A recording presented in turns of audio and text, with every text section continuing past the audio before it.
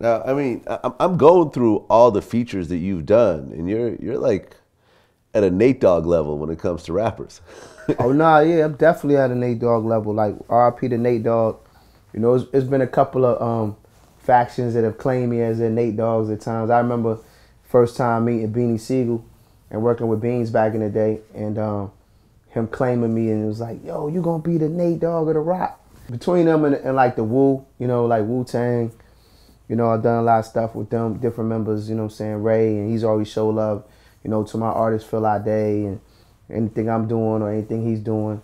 Um, got a joint with Method, man, you know, with Ray and Meth, and uh, man, so it's just a lot of different things, man. You know, it's cool to be that diverse. You know, I'm probably I think I'm the only artist to ever I have a record with Boney James, and you know I'm on the last two UGK albums, so that's pretty kind of puts you different ends of the spectrum. You know what I mean?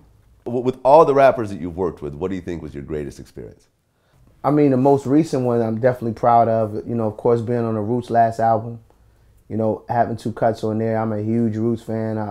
You know, me and Amir have kind of kicked around the idea of possibly doing a Roots featuring Raheem Devaughn album at some point. I have close to 20 songs recorded with Snoop, right? So that right there is probably the most exciting thing for me. Like, you know what I mean? If that project ever sees the light of day, you know what I mean?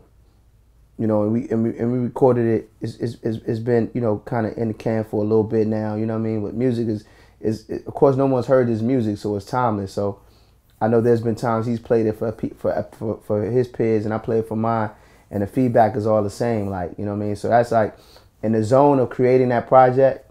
It was crazy because we sending songs back and forth and doing 2 or 3 records a day, and he was in LA and I was in DC at the time, you know, working on the project. So that probably is probably one of the most exciting things that I've done thus far in my career. You know, working with hip hop artists. But then you know when you talk about like the legacy of like UGK, you know, when you talk about artists like Talib Kweli,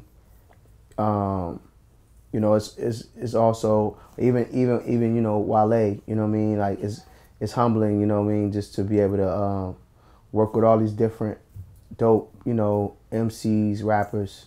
The collaborative album with Snoop, does that actually have a name? Nah, it didn't have a name. We kind of play around with a couple of names and stuff like that, you know. And it's, you know, timing is everything, man. So it was just really trying to figure out the timelines of it.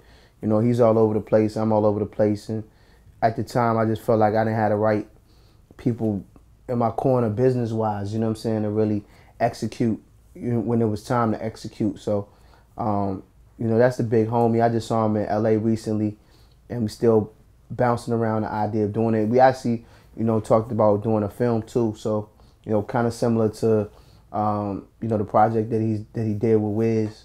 You know what I mean? Definitely different film, different direction, but you know, inshallah, man, it'll work out. You know. Yeah, I mean, I heard that I guess Pharrell signed him and is going to be doing his new album. Yeah, I know. I don't know about as far as signing them, but I know that they've done a project together that was supposed to be extremely dope.